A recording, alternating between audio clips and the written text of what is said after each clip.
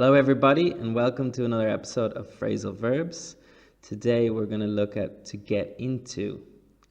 Okay, so to get into has three different meanings.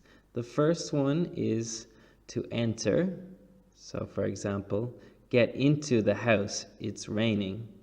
Or she got into the car. Okay, this has the meaning of into. You go in and the meaning of to, which is movement. So she got into the car. Also, to become interested in. I got into music when I was 16. I got into poker when I was 21.